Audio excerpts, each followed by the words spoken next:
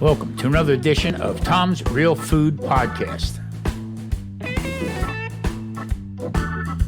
Today's podcast is brought to you by this week's video: chicken and shrimp, sauteed in olive oil, butter, garlic, and lemon. Let's go to the podcast. Hey everybody, welcome back. I'm Tom Garvey, the Keto Cook, and today, Tom's Real Food Podcast, we're going to continue about stress. Now, I got some feedback from a couple people, and also I've been doing a little bit more research into it. Stress has a lot to do with our health, a lot. You know, oh, I'm stressed out right now. You know what? You may be in more stress than what you think. All right, and this is making more sense to me now as I'm battling my type 2 diabetes on this program that I'm doing as far as low carb, no sugar, and eating as clean as I possibly can, but in the same token, still dealing with every once in a while high blood sugars, and why. And now it's starting to make a little bit more sense because when I get stressed with something, the other day, I don't know, I was making a video and I have a pasta roller that I had bought. Now I had one for years, and when we moved, I'm not using it anymore. I'm doing keto enough. But once I started my other channel, and like I said, I make the pasta and stuff like that. There's nothing wrong with my wife, so I'll make a little bit, and she can have just about anything. She can eat just about anything, but she chooses to stick with me on the keto. She don't have to, so I love her to death because of that. Makes life a little bit easier on me, but sometimes I feel bad. But anyway, getting back to the story, I'm using this pasta maker to make actually the roller to thin out the pasta, the dough. And as I'm rolling it, I'm looking down into the dough and I'm seeing these, it looked like copper. Okay. So what it is it was a coating that they put on these rollers. And for some odd reason, it just started coming back off again. So, oh God, what am I going to do? Okay. Now I can feel I could feel the pressure building up to where I was going to flip out. But try to gain composure with it. And we had some zucchini, so I finished out the video using what do you call it? Zucchini. Boy, if I could talk. Twisted it out, made it into pasta, and it was great. It came out. Matter of fact, it came out a little bit better than I expected, and it was very good. So that right there, the stress level went through the roof. Stress level number 2, trying to get a hold of, and I got it through Amazon. All right, and I think I paid almost $40 for it, whatever it was. All right. The idea is that you can't get a hold of nobody on the phone. I mean, you can send emails the whole bit, and it probably goes to AI, and you never hear from them again. That started going a little bit higher and higher and higher. Well, finally, I did get a hold of somebody, and it was out of warranty. I'm sorry, the warranty's not there. I said, I'm not looking for nothing. I'm not looking to, for you to give me another machine or anything like that. I am just letting you know that, guess what?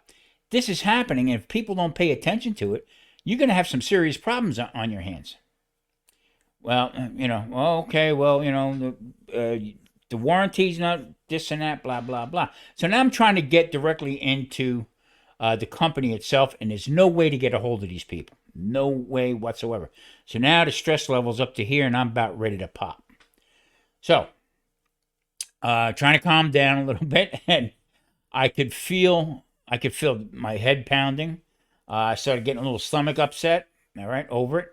And voila. Now, last Monday, I posted on my channel a gentleman by the name of Nick Norowitz, okay?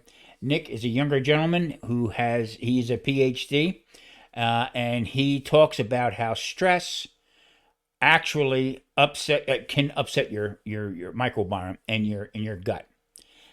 Bingo, that hit like you wouldn't believe. All right, I'm saying, holy moly. So I had sent to him, I said, Nick, I'm going to share this out. If you get a chance, go to my channel, go to my community page, and check this out, because hit the nail right on the head. So not only does it stress fool with your insulin, okay, insulin resistance and stuff like that, makes you jump up and down, but also into your gut now. All right, so it's not only just what we're eating, okay, it's how stressed we are, just sitting there thinking about something, and you start stressing out. So Try how to avoid it. Well, you know what? That's a good question. How to avoid it. Um, the best thing I can do is I tell myself step out of the circle and evaluate the situation. Should I really get that mad about it? Okay. Uh, but then other things started coming into my mind, and I've been saying this since I started this channel, my Tom Garvey the Keto Cook channel. I eat clean, nothing from a box. Okay, nothing that says keto on it. I'm going back to this again now because of the different ingredients that are in it. That words are that long you can't pronounce, and it's meant to be that way. All right, and then when you look these words up, it's vague on the explanation of what it is. But basically, what it boils down to would be stabilizers, different words for sugar, okay, and just stuff that is not good for us. So now coming full circle with this, I'm thinking about what Nick Norwich was talking about how your gut gets upset and stuff like that. So now, stress when you don't even know you're being stressed, eating something that does not agree with you. Now, when I went back to my spaghetti squash and stuff, started adding things back in again. All right, I had some issues, but once I got through it, everything came out okay. There's another pun on that one, but the point is, adding stuff to your diet that really, I mean, your body don't know anything about it and it's foreign. Right off the bat, insulin goes up, and then the stress comes in. Oh man, I don't feel good, or oh man, I got a little agita. This ain't right. That's stress. No other way around it, whether you think about it or not. Now, adding on top of it, different, your mindset about, well, I paid a lot of money for this meat and it didn't come out right, or I burnt it. Damn it. So the rest of your day is just you're out of your mind completely with stress. So it all makes a lot of sense. Different things go on in your life. Going to the store, traffic, okay, shopping, seeing the prices, okay, that's even worse. So and then coming home, and then I had an instance a long time ago, and I'm not ragging about it. I'm just trying to explain to people to look for the different buzz, the buzz points, that what I'm, nothing I can do about it. I bought a picnic, a pork picnic, okay, which is the leg part of the pig, and I got it home. It was on sale. Got it home. Opened it up because I was going to cook it, and whoo, wow, the smell was unbelievable. It was bad. So what do I have to do? Wrap it back up again. Get in a car. Do through the traffic. Go back. So I was stressed out of my mind. I mean, they gave me another one the whole bit, and that part of it wasn't the bad part. The bad part was thinking, I got to get in the car, and a little bit of traffic, and to go 3 miles. I'm stressing about that kind of stuff. So yeah, you got to change things up. We definitely got to change how we look at stuff. Step out of the circle, see what's going on, and how do I adjust it? Okay. The other day when I said about the pasta, that really made me mad because, well, I got to do something else. That wasn't the point. The point was, what happened if I didn't see it? Okay. And all of a sudden now, you eat something like that, and then metal shards in there start, you don't know, start cutting your innards. All right. And now all of a sudden you're passing blood. So that's a different level that you're going to be on. So yeah, I mean, we got to really think things out about it.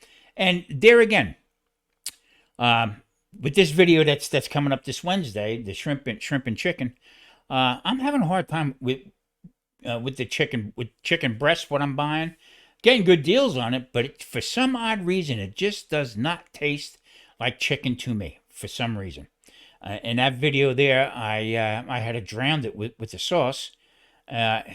It wasn't that dry, but it just bland taste. That's why I added a little bit of shrimp to it, just in case it didn't work out. Now, trying to stay, with a little bit more protein and adding different fats and stuff in there, rather than just sitting down with a hunk of beef, that like a ribeye or something like that that's very fatty. I'm trying to branch out a little bit more and bring everything into play. I know for a fact I can't have potatoes. I know for a fact I can't have anything starchy and like we know, or high in carbohydrates or generate sugar. So next week, the next video is going to be I'm just cutting up beef and putting the beef up. I think I got like the one I bought a shoulder, and I think I got 7 cuts out of it, 7 different dinners. Let's put it that way. So now, to me, that's easing my mind, knowing that, you know what, I got seven different meals in that freezer, and it took me maybe 20 minutes, even if it took me a half hour. That kind of stuff right there sort of brings the stress level down. But now with the chicken, so I'm just getting myself mad about damn chicken out there. Yeah, step out of the circle. What are you so mad about? You know what I mean? Just relax. It's chicken, and it's not going to change the world. So now, being that I think the chicken tastes bland and stuff, so what I'm going to do is I'm going to buy some whole chickens, and I'm going to butcher them up myself, and I'll take the breast meat and try it that way. All right. Now, you know what? Everything became boneless. All right. I'm when I buy leg, you know, I like chicken legs. I like thighs with bone in, skin on. For a keto lifestyle, that's what you need. Exactly what you need. Making soup, chicken soup. I did it myself. I'm not passing blame to nobody, but I did this myself, where I would make chicken soup with breast meat, skinless and boneless thigh meat. Okay, it was good. It tasted all right, but it just still didn't have that chicken taste to me. So you need the bone in. Need everything. You need the skin for our lifestyle, the way we're eating. Now, I still am running into people who are with the old ways of doing things. Oh no, you got to be careful of the cholesterol. Oh, you got to be careful of the cholesterol. And I just shrug my shoulders, because I'm not going to get into an argument with somebody who is set in their ways, and that could be another problem. That could be another stressful problem. Well, the doctor says I got to lose weight. What do I do? How do I do this? Change. Okay, don't keep with the same rules and regulations that you had before. I also get a lot of pushback about pork, that I use a lot of pork. All right. You know what? It's the price is right, and there's so much you can do with it. All right. I can also put it in sauces, make gravies with it, make it totally different. It just doesn't have to be, pulled pork, or done on a smoker, or on a barbecue pit. I mean, there's other ways of doing it, and it really is delicious. So my point to that is, now on my other channel, the Sunday Dinner Chef, starting next week, I did a series of forgotten foods. Now I'm getting into, because the weather's beautiful now out here in Las Vegas. You're talking 70s, 80s, a little 90, and little 90, you need to put a jacket on. But that's how hot it was. But I'm getting into now, I'm going to start doing some soups, also some different gravies and stuff.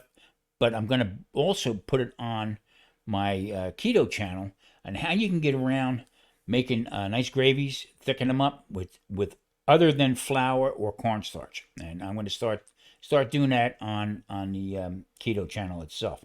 So, yep, until the prices come down, like I said, I can't stress about it. I can, like, bought that, you'll see this coming Wednesday, next Wednesday. I bought this shoulder, and I cut it up. I got a couple London broils out of it. Hey, fantastic, really good. So, you just don't have to be stuck with one thing. All right, we're going to take a little bit of a break here. This second half of the podcast is brought to you by Tom Garvey, the Keto Cook. Check out every Wednesday a new video on the keto lifestyle and food. Don't forget, save money, 10 pounds of beef shoulder. We got 7 meals out of it. Let's get back to the second half of the podcast. Well, there you have it. So, cutting up the meat, can't go wrong with it. I mean, that piece right there was, I think it was $30, and I got 7 meals out of it. Now, I seen a London broil in the store, and it was $27. So, hey, use your noggin. Don't stress about it. Getting back to the stress end of it. starting this kind of lifestyle, even on carnivore and stuff like that, there's ways of getting around it. Um, there again, if you're type 2 diabetic, you got to stick to your guns. You really do. You got to watch what you eat. You got to read the labels and stuff, but not to the point where it's a job. So after a while, 12 weeks into it, you should know right now, what your status is as far as did your weight stall, which is fine because you're still losing body fat, whether or not it is not, coming off as weight. It's, you could be just nice and easy with it. And I know right now, my shirt sizes and my pant sizes, I'm down another notch. So that's fine. That's great, but I haven't lost any more weight. Stress reliever. Don't worry about it. You're good. You're helping yourself out, helping your body, depending on how you feel. Now, I had some knee issues and stuff. Once I slip up, if I have something that is a little has a little more carbs in it than normal, I can start feeling it. Now, people say, that's crazy. I don't believe that. Trust me, it happens. The next best thing to do is, try a little bit. Oh, we can make this keto cookies. No such thing. No such thing. Stick to your guns. Kill the cravings. We're going to go back in time now. Kill the cravings and just keep moving forward. A lot of people do the carnivore diet. They're on carnivore for a couple weeks, and they just get tired of it. All right, or they don't know the next step. They don't know what else to make or how to keep going with it. Do your research. There's a lot of great channels out there that can help you with this. The naysayers. There are a lot of naysayers out there. It's not sustainable, and they put these, where they lure you in to watch a video about how it's not sustainable, and it's not furthest thing from the truth. To eat a standard American diet and keep getting pills and stuff. That's the whole idea of stress. It hit me a couple days ago that going to the doctor, I can't wait, right, to go back because here's what's going to happen. Well, guess what? Your cholesterol numbers are high, your LDL is high, and then once you start talking to them, that you know a little something about it. There again, I'm not a doctor, okay? But once you start hitting some buzzwords for them to understand what you're talking about, they back off a little bit, okay? Like the first time I insisted to get my insulin checked. Now, according to a couple other professors that I follow on YouTube, where my number is, they're saying it's not good at all. But from getting the blood work, it's in the green. So I'm a little anxious to hear, what is said about that. Also, adjusting my my meds. They're going to probably push me to go back on statins. I'm going to waiver that. I'm going to waive that option, because you know what? The side effects are joint pain, muscle aches. I'm going to be 70. Who the hell wants that? Induce it by medication. Well, you're going to live longer. Yeah, I can leave here and go out and get hit by a bus. Dude, the options are there for that also. So yeah, I mean, just thinking about going to the doctor or for blood work, the stress levels on people go crazy. So keep that in the back of your mind also. Not only just what you're eating, but what you're stressing about. Everybody has stress. Everybody does. I can't find one person to say, "Oh, I'm good. Nothing bothers me." Yeah, there's something that bothers you. So, saying that right now, moving forward with what we're going to start eating and stuff like this coming up in the winter. I'm a soup guy. I love soup. I love stews. And you could do this. You can actually do this on keto. And I'm going to start showing you different ways. My thickener I use a lot of is avocado. So you can take an avocado. I was buying them frozen. You can cut it up real small, put it into the pot that you're making the stew or whatever with, and just mix it around a little bit.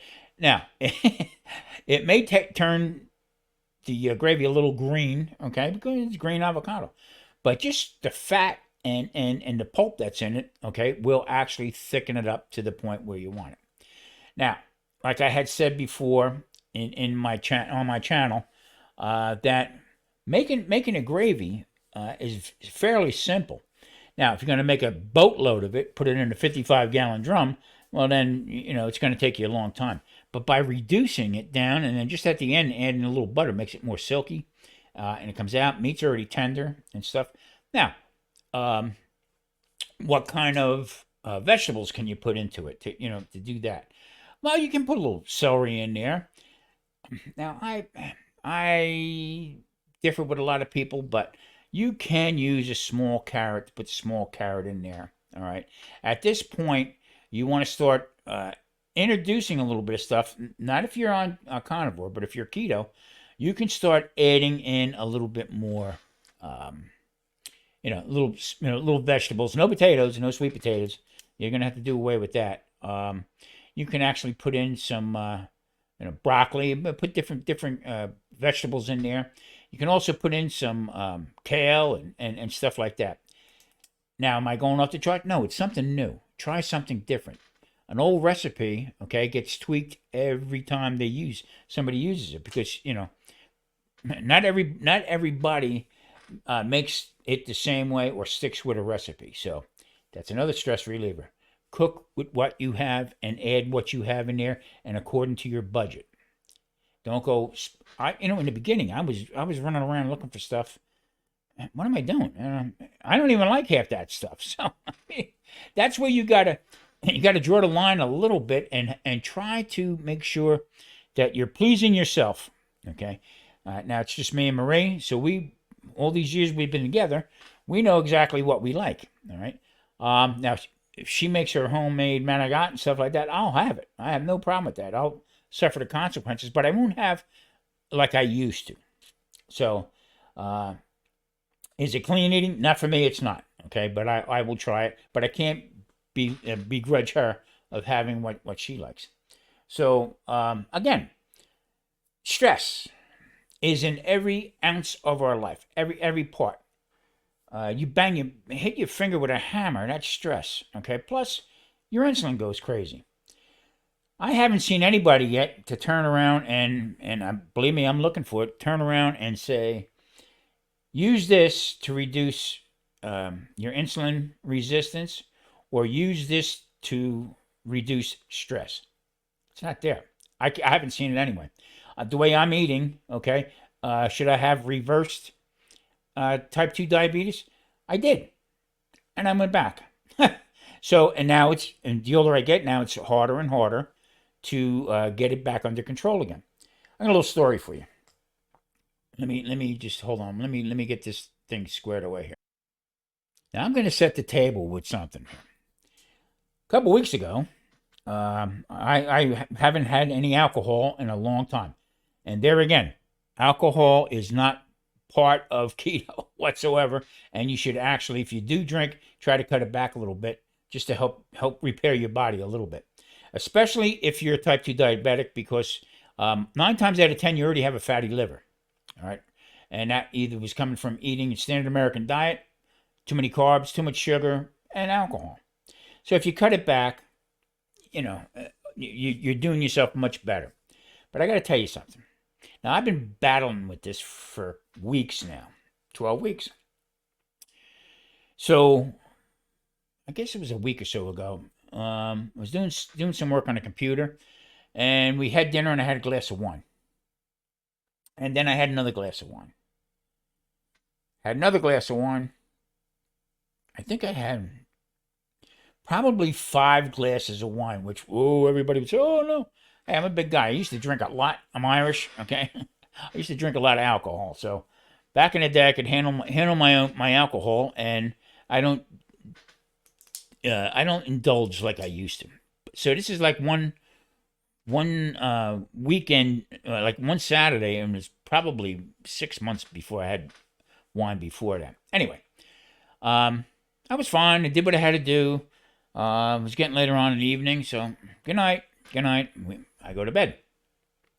Now, my problem is waking up in the morning with a high blood sugar. When I say high blood sugar, I'm talking like 219, 214, 215. If I have a little bit of cheese at night, okay, like around 6, 7 o'clock, 8 o'clock at night, my blood sugar will go up even higher.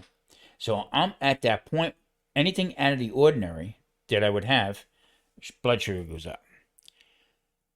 So I had, like I said, 5, 6, I think it was 6, 6 glasses of wine.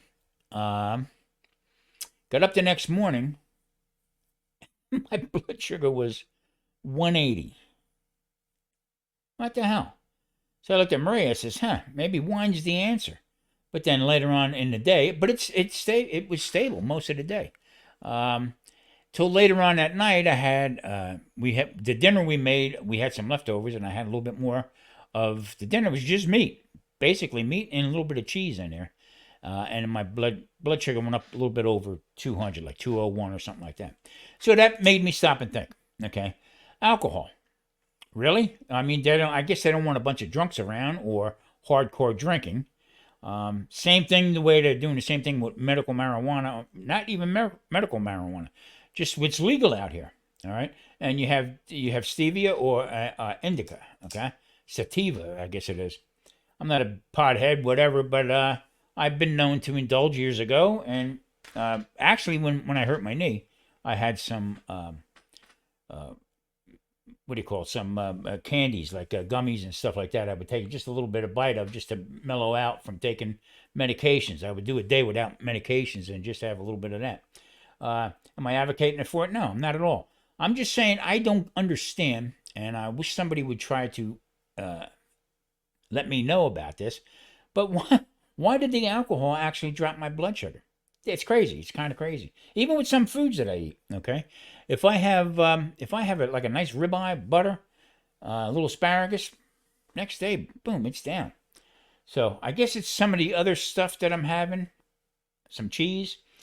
We do eat a lot of cheese because you get especially coming off the carnivore and introducing some more vegetables back. So with that said, right now I am back to mostly green, leafy greens. Back to most of that. I laid off of salad for a while. I just took a little bit of a break from it.